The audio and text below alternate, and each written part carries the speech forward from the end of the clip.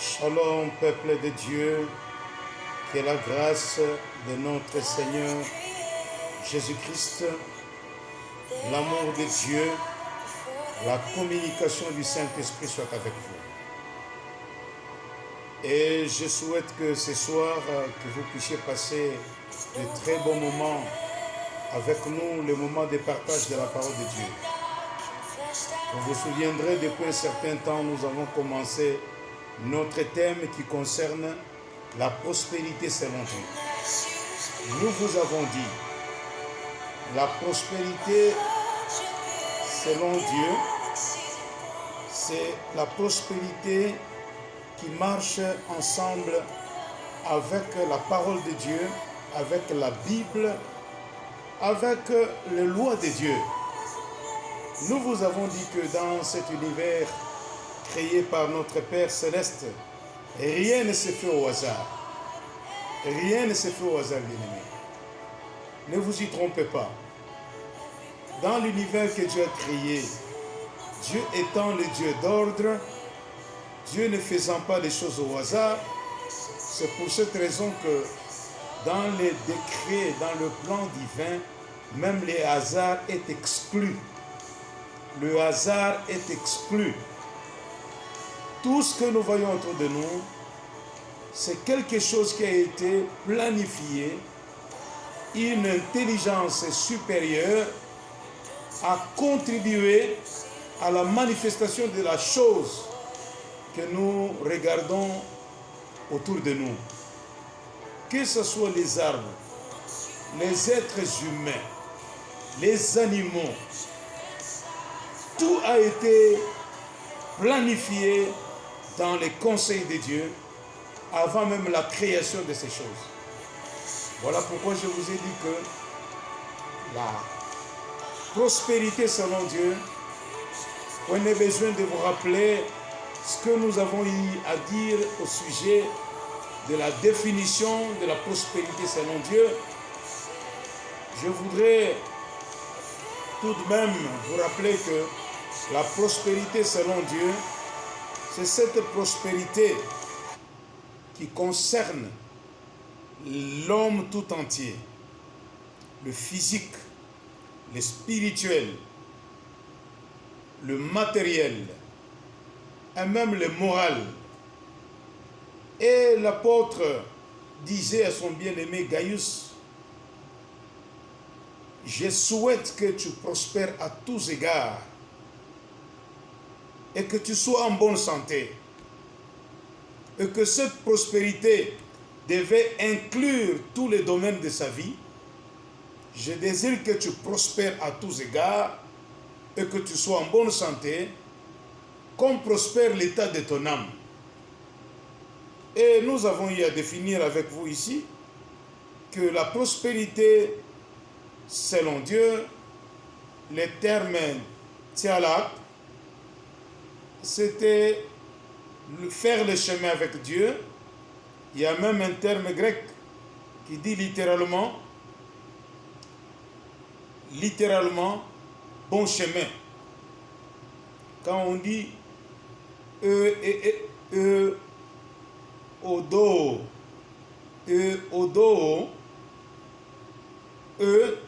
bon, bien. Odo, le verbe, cet suffixe vient du terme odos. Odos veut dire chemin, voie.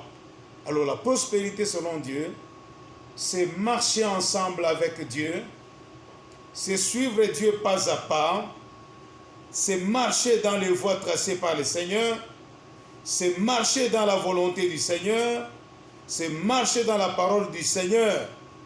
Ce n'est pas pour rien que Dieu a dit à Josué que ce livre de la loi ne s'éloigne point de ta bouche, médite les jours et nuits pour agir fidèlement selon tout ce qui est écrit. C'est alors que tu prospéreras. Tu auras du succès, tialak, dans tes entreprises et tout ce que tu feras te réussira. Nous avons eu à dire beaucoup de choses, mais ici je vais tout droit. Je parlais de la première loi de la prospérité, Parce que nous parlons des 10 lois. Les thèmes, c'est les 10 lois de la prospérité selon Dieu. Dans ces 10 lois, j'ai eu à vous parler déjà de 2 lois. Aujourd'hui, nous parlons de la 3e loi. La première loi, c'est celle qui concerne la loi des semailles et des moissons. Tout ce qu'un homme aura sémé, il le moissonnera aussi. Vous sémez la justice, vous récoltez la justice. Vous sémez l'iniquité, vous récoltez l'iniquité. Vous sémez bien, vous récoltez aussi bien. Vous sémez mal, vous récolterez aussi mal.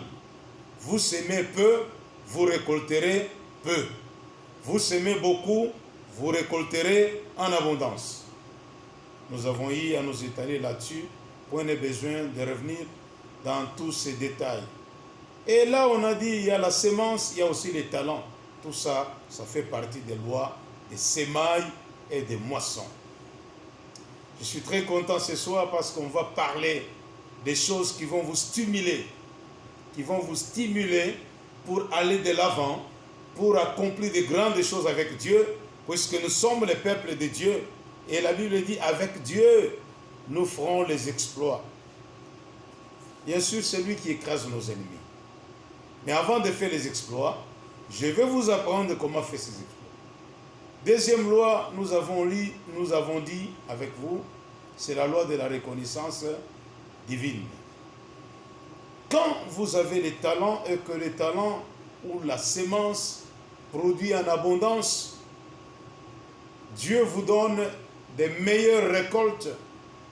Dieu vous donne des talents qui vous poussent à réussir, qui vous stimulent, qui vous propulsent plus loin à faire des exploits dans votre domaine. Mais en retour, vous devez reconnaître pour assurer, pour faire en sorte que cette prospérité continue à aller de l'avant. Et nous reconnaissons devant Dieu, je vous ai dit, au moyen des actions de grâce. Et pour vous dire, la prière des actions de grâce, ou les chants des actions de grâce, vous n'avez qu'à vous référer aux psaumes de David. Et la plupart des psaumes ne traitent que du sujet de la louange, des actions de grâce à l'Éternel, notre Dieu. Et en lisant très bien les psaumes, vous comprendrez ce que les actions de grâce. Nous reconnaissons les bienfaits de Dieu, ce que l'Éternel a accompli dans notre vie, mais aussi, non seulement par les actions de grâce, au moyen des dîmes, des offrandes, des collectes. Lorsque nous reconnaissons que Dieu nous a bénis, le travail que nous avons n'est pas vraiment quelque chose qui est venu au hasard, est le fruit de la bonté divine, de la bénédiction céleste. Nous devons reconnaître, prélever sur notre argent le 1/10. Qui dit le 1/10, on voit la dîme, par les offrandes, mais aussi par des dons. Si nous lisons dans Proverbes, chapitre 3, versets 9 à 10, il dit « Honore l'Éternel avec tes biens. Tes greniers seront remplis d'abondance et seront remplis de nourriture. » Et en Malachie, on nous dit « Vous êtes frappés par la malédiction, parce que la nation tout entière, vous trompez l'Éternel et Dieu. » Et quand vous trompez Dieu, vous dites « En quoi t'avons-nous trompé ?» Et Dieu répond « Dans les dîmes et les offrandes, vous me trompez. Mettez-moi de la sorte à l'épreuve, et vous verrez si je n'ouvre pas les écluses des cieux. » C'est pour cette raison nous nous répétons, donnez la dîme, contribuez avec votre argent à l'œuvre du Seigneur. Nous reconnaissons les bienfaits de Dieu aussi par notre façon d'honorer les saints de Dieu. Quand on honore les saints de Dieu avec nos biens, c'est une façon aussi de reconnaître, de remercier Dieu pour nous avoir fait du bien. Et aujourd'hui, nous vous parlons de la troisième loi, de la prospérité selon Dieu. Cette troisième loi, c'est la loi de l'obéissance à Dieu et de la crainte de Dieu. La loi de la crainte de Dieu, et qui dit la crainte de Dieu, on voit aussi l'obéissance à Dieu. Je vais vous parler de cette loi de la crainte de Dieu. Un petit mot sur la crainte. Vous savez, dans la Bible, quand on parle de la crainte de Dieu, à ne pas considérer dans le sens négatif, le sens qui est celui de la crainte servile ou de la peur, ou qui fait penser à un aspect négatif, qui fait penser au châtiment, qui fait penser, je ne sais à quelle situation malheureuse qui peut vous arriver. Mais quand on parle de la crainte de Dieu, il est bel et bien question de la révérence à Dieu, la révérence envers Dieu, le respect envers Dieu, le respect des normes de Dieu, le respect de la parole du Seigneur, le respect de ce que Dieu nous commande de faire et ce que Dieu nous interdit de ne pas faire. Alors, quand on parle de la crainte de Dieu, on voit cet attachement à Dieu, mais que cet attachement à Dieu, qui peut aussi se définir par la piété, et j'aime bien quand on parle la crainte de Dieu, synonyme de la piété, c'est quelque chose qui correspond à la pensée biblique. Dans la langue grecque du Nouveau Testament, le mot piété que l'apôtre Paul, il y a des termes qu'on appelle théosébéia.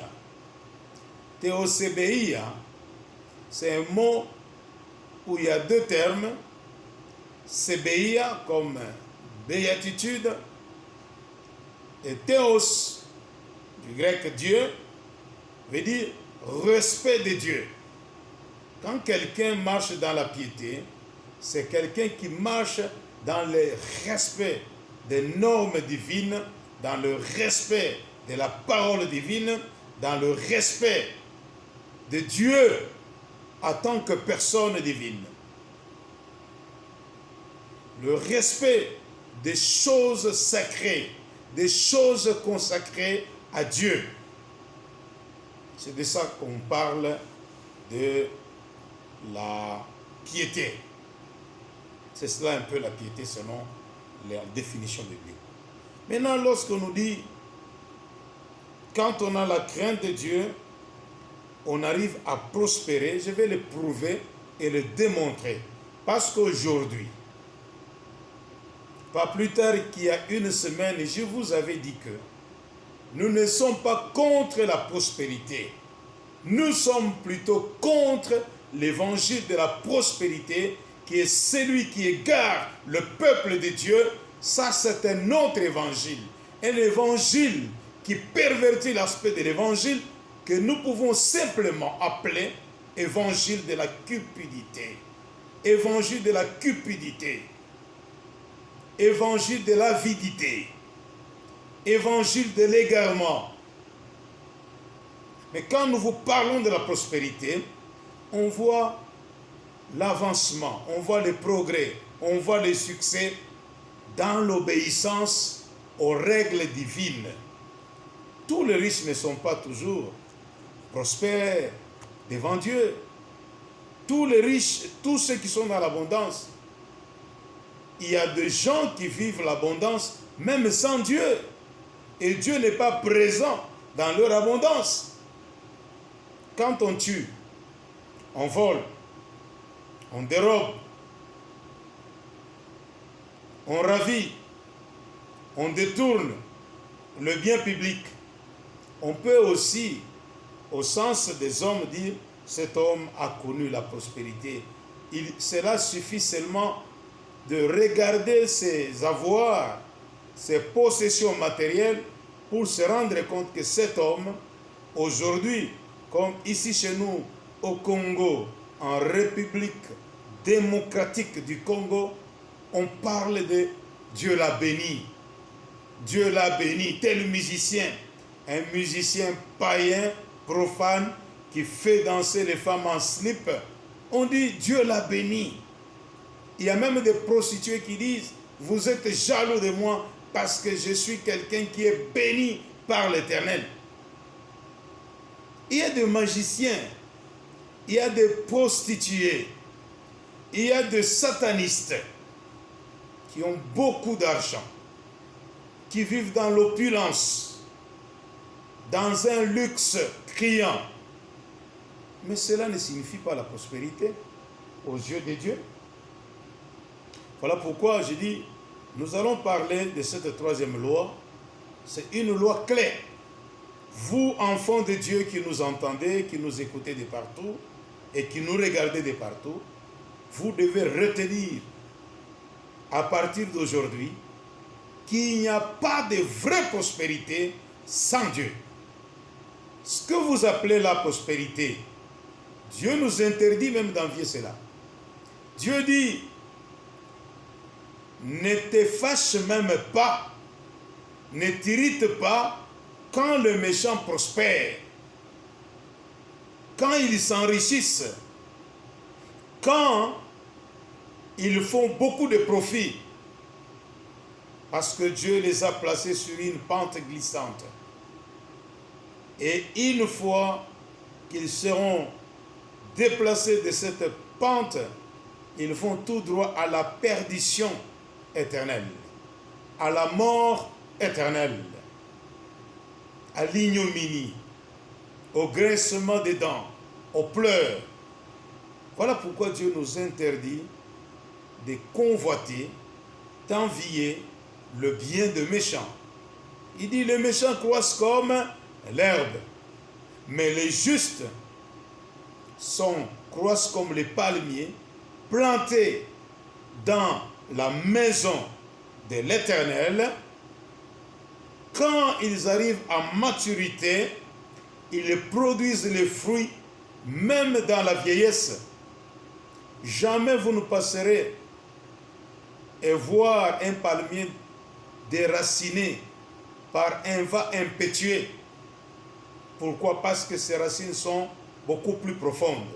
C'est pour cette raison que vous verrez qu'il y a certains hommes de Dieu, certains chrétiens qui marchent dans la crainte de Dieu, qui obéissent au commandement de Dieu, mais qui ne voient pas encore les effets de la bénédiction divine sur le plan matériel, sur le plan financier, parce que Dieu n'est pas pressé. Dieu fait chaque chose bonne à son temps. Et Dieu nous élève au temps convenable. Ça, c'est la pensée de Dieu. Alors, il n'est pas aussi normal. J'aime bien la sagesse de l'homme de Dieu Agour.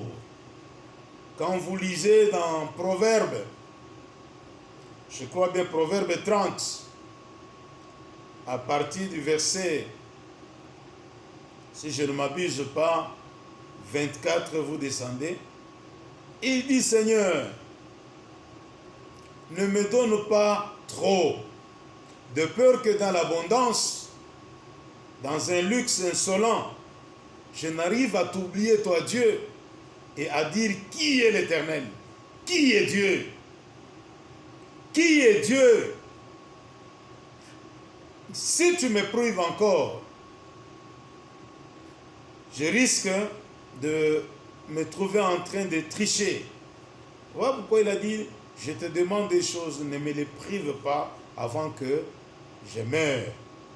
Éloigne de moi une vie de turpitude, une vie de combine, une vie de fraude. Et ne me prive, ne me donne, deuxième chose, ne me donne ni beaucoup de richesse, ni pauvreté. Et il justifie. Dans beaucoup de richesses, je risque de t'oublier, toi, le vrai Dieu. Dans la pauvreté, je risque de désobéir à ta loi. Voilà pourquoi nous disons que Dieu étant Dieu, il nous donne ce qui est nécessaire pour notre vie, ce qui est utile pour notre vie. Et c'est toujours possible de prospérer, même en n'étant pas trop riche. Alors, je ne suis pas contre la prospérité. Voilà pourquoi je vous donne les lois de la prospérité. Troisième loi, la loi de la crainte de Dieu. Et il y a 6 choses que nous devons faire dans l'application de cette troisième loi. Pour marcher dans la crainte de Dieu, il y a certaines actions, certaines attitudes, certaines positions que nous devons prendre pour pouvoir manifester réellement que nous marchons dans la crainte de Dieu, nous vivons une vie chrétienne pieuse. Pour cette raison, la première des choses, j'aimerais vous dire, marcher dans la crainte de Dieu, c'est obéir à la parole de Dieu. Obéir à la parole du Seigneur.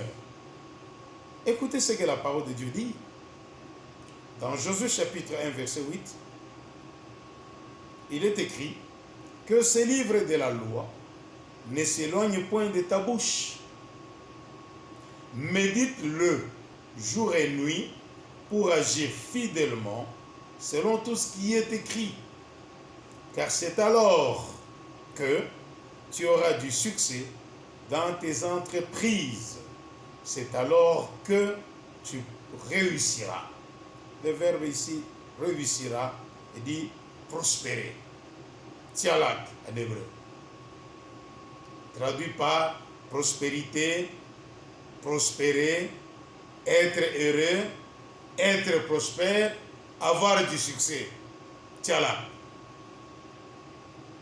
Alors, quand Dieu dit à Josué d'observer la loi de l'Éternel, de la méditer, vous savez, il y a une différence entre lire la parole de Dieu et la méditer.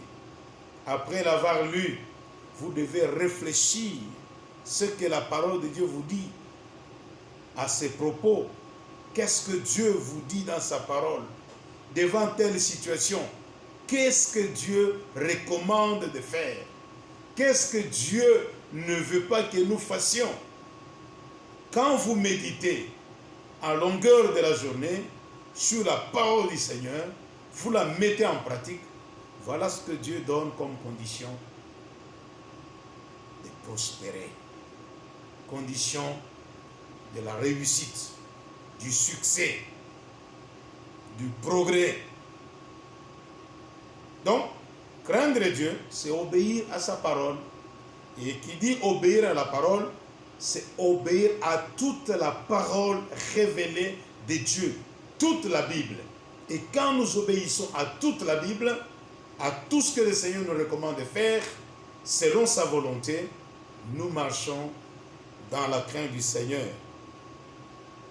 Deuxième action, en tant que chrétien, pour vivre, expérimenter la crainte de Dieu, cette crainte qui attire le succès, puisque en lisant la parole de Dieu, non seulement Josué 1, verset 8, dans Exode, chapitre 1, à partir du verset 20-21, ici l'on nous parle des sages femmes. Le sage femme à qui l'on avait obligé par décret royal du grand pharaon, du grand pharaon d'Égypte. Tout enfant mâle qui naîtra parmi les Hébreux, cet enfant devra passer des vies à trépas. Il devait être tué. Mais le sage femme, nous dit la Bible, parce qu'ils ont eu la crainte de l'Éternel, ils n'ont pas voulu obéir à l'ordre insensé du roi, du pharaon. En cela, Dieu dit, parce qu'ils avaient eu de la crainte envers le Seigneur, Dieu fit prospérer leur maison. Vous voyez, ils sont heureux, ils sont en bonne santé, ils sont protégés, ils sont gardés, ils jouissent des privilèges de Dieu, de la protection divine, de la bénédiction divine, de faveur divine. Parce qu'il craignait, elle craignait Dieu, ces sages femmes. Deuxième chose que j'aimerais vous dire, qui va vous montrer que vous marchez dans la crainte du Seigneur, c'est se débarrasser de l'esprit du monde. Vous savez, en tant que chrétiens, nous sommes dans le monde, mais nous ne sommes pas de ce monde. Le Christ lui-même l'a si bien dit, quand vous lisez à partir de Jean chapitre 16, chapitre 17, vous comprendrez. Il dit clairement, vous êtes dans le monde, vous serez persécutés par les gens de ce monde, par ce système maléfique, gouverné par le mal, mais vous n'êtes pas de ce monde. Voilà pourquoi je dis, vous devez considérer aussi que vous n'appartenez pas à ce système et que Dieu vous demande dans Romains 12, verset 2, ne vous laissez pas façonner par le monde actuel, mais laissez-vous transformer par le renouvellement de votre pensée pour pouvoir discerner la volonté de Dieu, ce qui est bon et ce qui lui plaît, ce qui est parfait. Quand on refuse d'être dans le moule du monde, dans l'engrenage de ce monde, dans la philosophie du monde, dans les coutumes du monde, dans les traditions des hommes de ce monde, dans les systèmes maléfiques qui gouvernent ce monde, dans les organisations mondaines qui ne glorifient pas Dieu. Lorsque nous renonçons à ces choses, c'est la preuve que nous craignons Dieu. Troisièmement, craindre Dieu, c'est aussi afficher de la révérence envers Dieu. Cette attitude de respect. Aujourd'hui, les enfants de Dieu sont loin de cette attitude. Les gens qui entrent dans l'église de Dieu, par leur tenue, rien que vous n'avez qu'à regarder leur tenue, elles sont très mal habillées, elles ne sont pas décemment. Les jeunes filles aujourd'hui dans nos églises, et voir certaines mères responsables, leur accoutrement laisse à désirer. Leur accoutrement remet en cause leur foi. Où il suffit de voir comment elles sont vêtues en vêtements collants et on voit leur catapulte dessinée sur leur postérieur. On se demande, on est dans l'église de Dieu. Pendant qu'on est en train de prêcher, il y a des gens qui mangent, qui sont en train de mâcher les chewing-gums. Il y a d'autres qui bavardent. Certains d'autres sont en train de chatter dans l'église. Où est la crainte de l'Éternel? Quelqu'un étant dans le culte, en train de suivre la prédication, mais avec, je ne sais pas, son iPhone, avec son téléphone, en train de chatter sur Facebook, WhatsApp. Est-ce que vous pensez qu'il y a la crainte de Dieu? Mais écoutez ce que dit la parole de Dieu. Le prophète Ésaïe nous dit dans Ésaïe 3, verset 10, « Dites que le juste prospérera, car il jouira du fruit de ses œuvres et de son travail. » Toutes ces œuvres qu'il accomplit pour la bonté ou pour la volonté du Seigneur, pour manifester la vérité de Dieu, il sera récompensé par ses œuvres. Dites que le juste prospérera. Ne dites pas, et vous, mes bien-aimés collègues, pasteurs, apôtres, ne dites pas aux prostituées, vous allez prospérer, vous irez de succès en succès. Ne dites pas ça. Ne dites pas aux pécheurs, vous allez prospérer. Dites aux justes, dites que le juste prospérera. Et quand vous lisez dans Psaume 115, 13, il est dit, il bénira ceux qui craignent l'Éternel, les petits et les grands. C'est seulement ceux qui craignent l'Éternel qui doivent jouir de la bénédiction divine. Troisièmement, veillez à la pureté de votre cœur. Vous savez, la Bible dit, quand vous lisez dans Proverbe 4, verset 23, la Bible dit quoi? Garde ton cœur plus que toute autre chose, car de lui viennent les sources de la vie. Vous savez, quand notre cœur est impur, nos motivations ne sont pas bonnes, nos intentions sont maléfiques. Il y a certaines personnes qui cherchent à prospérer pour la simple bonne raison de se venger de ses ennemis. Ici chez nous, on dit soyez du Katanga, Mungu nibariki na bataona mikoshi, Mungu nibariki na batakimbia mbio. Ce n'est pas de cette façon que Dieu nous demande de rechercher la prospérité. On doit enlever de nos cœurs les pensées maléfiques, les pensées impures.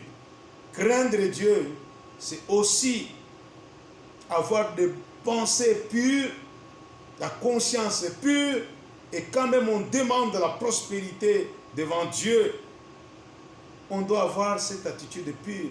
On est béni pour servir les autres. On est comme le soleil. Quel est le rôle du soleil?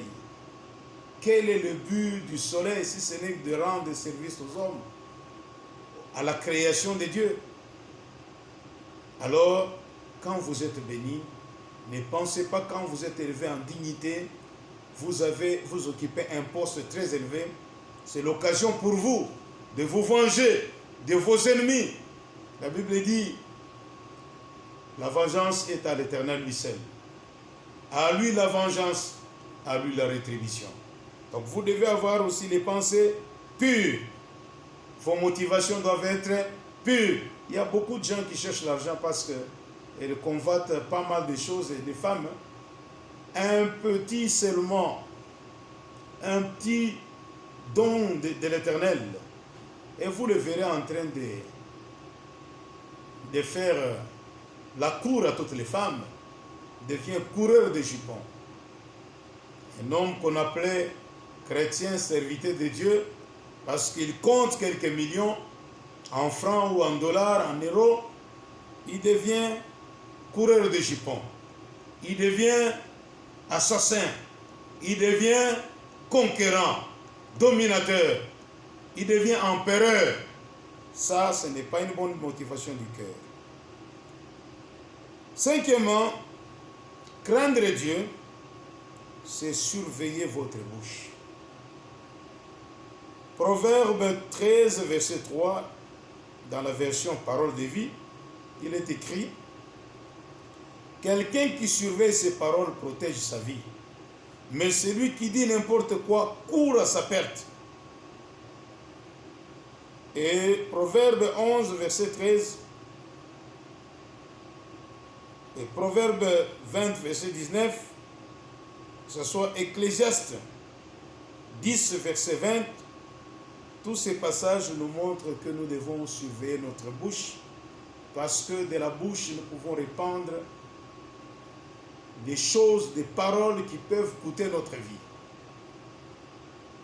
Et lorsque vous êtes châtié, faute de sagesse, parce que vous ne savez pas mettre de, je ne sais pas, comme un cheval, de mort à votre bouche, vous courez à votre perte. Surtout dans les chefs de mes compatriotes congolais, vous devez faire très attention. Et même vous, journalistes, quand vous êtes un chrétien, le respect de l'autorité est aussi dicté par la parole de Dieu. Vous insultez tout le monde, en commençant par les chefs d'avenue jusqu'à la magistrature suprême. Vous ne dites que toujours des choses qui ne glorifient pas Dieu, un chrétien. Comment un pasteur peut-il traiter les autorités? Peut-il dire des autorités des choses avec un langage aussi de légèreté, des choses vulgaires? Dieu les jugera. Nous n'avons pas à juger ces gens-là. C'est Dieu qui les jugera. Et le peuple, nous sommes notre peuple, à l'intérieur du peuple. Bien sûr, nous avons nos droits en tant que citoyens, mais nous devons laisser la politique aux politiciens. Les politiciens même, ils savent comment ils parlent. Et ils sont prudents. Ils peuvent parler sur le pouvoir, mais jamais il ne prononcera une parole d'insulte. Parce qu'il sait qu'il y a la loi. La loi surveille toutes ces choses. Mais quand vous passez votre temps, l'ego de votre temps, à insulter les autorités sur YouTube, sur WhatsApp, sur Facebook, vous devez surveiller votre langue. Sixièmement, il faut se débarrasser de tout esprit d'orgueil. Quand quelqu'un craint Dieu, il se laisse dominer par l'humilité. L'orgueil, c'est quelque chose qui n'est pas toléré dans la parole de Dieu. L'orgueil précède la chute. Il y a des gens qui ont pris de l'aile, qui ont pris de l'ascension, qui ont beaucoup progressé dans leurs affaires, dans leurs activités et qui ont réussi dans beaucoup de domaines. À cause de l'orgueil, ils se trouvent maintenant au bas de l'échelle. Parce que Dieu dit, l'orgueil, l'arrogance précède la chute. La ruine même. Et je vais vous résumer cette loi de la crainte de Dieu en vous donnant les 10 signes qui prouvent réellement que vous craignez Dieu. Ce sont les signes qui ne trompent pas. Ce sont les signes indicateurs. Ce sont les signes qui montrent votre sincérité devant les hommes et devant Dieu, que vous craignez Dieu. Un chrétien qui refuse de dire des mensonges. Celui qui craint Dieu, il ne dit pas de mensonges. 2, un chrétien qui ne s'énerve pas, qui ne se fâche pas facilement. Un chrétien qui n'est pas violent, qui ne se fâche pas facilement. C'est un signe qu'il craint Dieu. Troisièmement, un chrétien qui pardonne facilement. On vous a offensé. Vous n'êtes pas rancunier. Vous n'êtes pas rancunière. Garder de la rancœur au cœur prouve que on ne marche pas dans la voie droite du Seigneur et on ne craint pas Dieu. 4. Un chrétien qui refuse de voler, de dérober. Vous êtes au service et il n'y a plus rien à manger, il n'y a plus rien à la maison, pas même quelque chose à manger, et l'occasion se présente devant vous, on va vous verser des pots de vin. Si vous craignez Dieu, vous devez refuser et renoncer, dire catégoriquement, Dieu ne permet pas cela. 5. Quand vous refusez les pots de vin, refusez de voler, aussi refusez des pots de vin. 6. Un chrétien qui refuse l'immoralité sexuelle, c'est une preuve, c'est tout ça. Beaucoup de gens, beaucoup de chrétiens aiment le sexe. Les chrétiens de nom, je le dis bien. Je ne sais pas ces péchés. C'est ça la tentation du monde. Quand on aime le monde, en tout cas, on est tenté par 3 choses. La tentation de l'avoir, la tentation de l'être et la tentation du pouvoir. La tentation de l'avoir, c'est la convoitise des yeux. Vous avez une charmante femme à la maison, mais puisque vous avez la convoitise des yeux, vous n'êtes pas rassasié. Les yeux qui ne se rassasient pas de voir, comme Salomon l'a si bien dit, vanité de vanité, tout est vanité. Il commence à courir auprès d'une autre femme parce qu'elle est belle, elle est jolie, et là c'est derrière vraiment qui lui plaît. Vous devez faire très attention, bien-aimés. Quand on craint Dieu, on doit refuser aussi l'immoralité sexuelle. Un pasteur impudique n'est pas digne d'être appelé pasteur. Un pasteur qui court derrière les femmes, c'est un lourd ravisseur au milieu des brebis. 7. Honorer le nom de Dieu. Vous savez, beaucoup de gens ne savent pas honorer. Le nom de Dieu est insulté par les païens à cause de nos chrétiens. Et surtout nos serviteurs de Dieu. Nous faisons insulter le nom du Dieu très saint de notre Père Céleste, parce que nous ne sommes pas droits dans notre conduite. Et les païens commencent, se mettent à insulter le nom de Dieu. Et là, le nom de Dieu n'est pas honoré. On ne doit pas citer dans n'importe quelle affaire le nom de Dieu facilement comme ça. Il y a des gens, même quand ils mentent, ils citent le nom de Dieu. Ça, ce n'est pas honorer le nom de Dieu.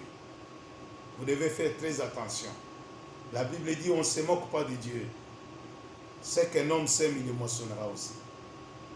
Il ne faut pas insulter le nom de Dieu. Vous savez que le nom de Dieu, les tétragrammes que nous prononçons très mal, chez les Juifs là, dans le judaïsme, c'est un nom qu'on ne cite même pas. Je vais vous dire la petite histoire. Lorsque les scribes, les massorettes, se mettaient à transcrire la Bible, parce que vous savez, la Bible a été transcrite de support en support. Qu'est-ce qu'ils faisaient? Lorsqu'ils arrivaient sur ce nom, ils devaient se laver 7 fois les mains pour pouvoir écrire ne fût-ce qu'une seule lettre de ces 4 lettres, de ces tétragrammes. Mais ici chez nous, parmi les nations, on pense que c'est pour cette raison que le nom de Dieu, on ne sait pas comment on les prononce aujourd'hui. Moi, je peux dire Yahweh, c'est ma prononciation. Je ne contredirai pas celui qui dit Yehovah. Je ne contredis pas celui qui dit Yahvé. Et malheureusement, moi, je ne suis pas d'accord avec la prononciation de Jéhovah ou Jéhovah. Mais on ne peut pas toutefois le condamner, mais il y a toute une histoire au sujet de ce nom. Attention. Si je vous apprends plus tard qu'il y a certains démons qu'on appelle Jéhovah, vous allez vous étonner. Les démons de la Kabbale, l'ange de la Kabbale, il y a un certain ange de la Kabbale qu'on appelle Jéhovah. Pourquoi? La plupart des francs-maçons théistes, ils reconnaissent que les grands architectes de l'univers, c'est Jéhovah, mais pas selon les conceptions, selon la conception biblique, mais selon la conception maçonnique. Donc, on ne cite pas le nom de Dieu en désordre comme ça. Celui qui honore le nom de Dieu, il craint Dieu. Craindre Dieu, il y a un autre 8e signe, c'est le respect des parents. Honore ton père et ta mère. Vous savez, les parents, quand ils grandissent, quand ils vieillissent, ou même quand ils sont jeunes, ils ne sont pas toujours parfaits. Ils font des trucs parfois qui nous fâchent, qui nous énervent, qui font fâcher. Mais en tant que parent, vous devez honorer les parents. Quand vous voyez quelqu'un honorer, respecter les parents, prendre soin des parents, soutenir les parents, surtout quand ils sont devenus vieux, les assister financièrement, matériellement et par votre présence, c'est aussi un signe que vous craignez Dieu. 9, la dîme. Vous savez que ici en Afrique, trop peu de chrétiens acceptent de servir Dieu avec leur dîme. Ils se donnent beaucoup d'alibis, comme quoi c'est une loi de l'Ancien Testament, comme si l'homosexualité n'est pas une loi qui a commencé dans l'Ancien Testament. La Bible dit, si tu obéis à un commandement et tu déshonores un autre, tu as brisé toute la loi de Dieu. Tu as brisé toute la loi de Dieu. Obéir à un commandement et renier un autre, c'est briser la parole de Dieu. Le même Dieu, la même Torah qui a dit, tu ne coucheras pas avec un homme comme on couche avec une femme, c'est la même Torah qui a dit, tu ne coucheras pas avec la femme de ton père, c'est la même Torah qui a dit, tu dois verser la dîme dans la maison de trésor, devant le prêtre. Donc pourquoi vous voulez prendre une partie et jeter? Nous sommes chrétiens. Notre Pâques, nous consommons notre bélier, notre mouton tout entier, même avec les sabots. Même avec des choses qui ne sont pas vraiment de notre goût dans la bouche, nous devons les avaler parce que c'est la parole de Dieu. Et nous devons manger avec les herbes amères. Dans la parole de Dieu, il y a des choses qu'on appelle aussi des trucs amers. Nous devons accepter ça, la crainte de Dieu. Respecter les parents, donner la dîme, ne pas blesser la vie d'une autre personne. Vous savez, il y a des personnes qui sont mal intentionnées. Il peut se déplacer, faire même des kilomètres pour aller faire du mal à l'autre. Lui parler méchamment.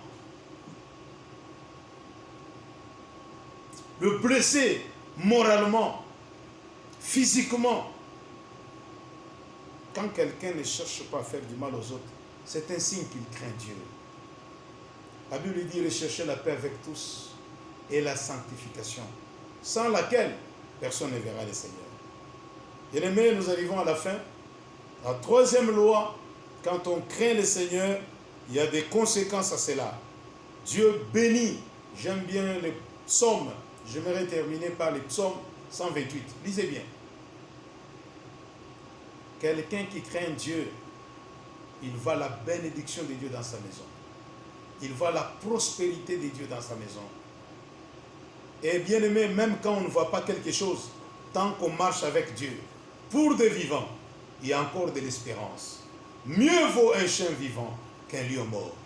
Tôt ou tard, le Seigneur est fidèle.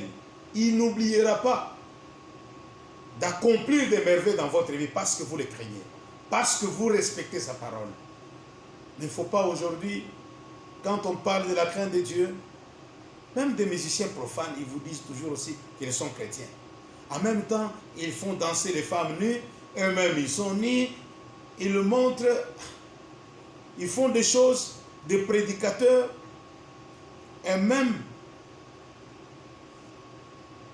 des servantes de l'Éternel, qui font des choses, parce que vous savez, pour avoir ne fût-ce que l'argent, il y a des chrétiens. Un jour, j'ai regretté quand j'ai vu un chrétien en train de faire des trucs bizarres. Il voulait cacher son visage. Malheureusement, sa caméra l'a trahi et il a balancé ce truc sur Facebook comme ça. Et vous savez, des danses obscènes qu'il était en train d'exécuter, des danses endiablées. Aujourd'hui, même dans l'église, il y a des danses endiablées, des danses malsaines. Vous savez, bien aimé, la crainte de Dieu dans l'église, il faut contrôler même votre façon, vos pas de danse. Jadis, on entendait que les gens faisaient même les tota. Vous savez, ici en Afrique, nous avons des danses comme ça. Tota. Vous savez, c'est comme les séraphins. Hein? Ils ont les ailes pliées, fermées devant le trône. Hein? Les ailes, les anges. Tota. Mais ce tota-là, aujourd'hui, il y a les postérieurs qui est bougé d'une manière diabolique et systématique, d'une façon impudique, vous n'allez pas... Et il se tourne vers le prédicateur, hein, en train de secouer le derrière, hein, en train de l'agiter, l'ondulation de reins et de derrière. Et les jeunes filles, dans des petits pantalons collants, avec leurs mains pendant les catapultes, hein. Vous savez, des strings, là, c'est comme des catapultes. Ce sont des lance-pierres. Hein. Vous lancez des pierres dans l'auditoire du Seigneur.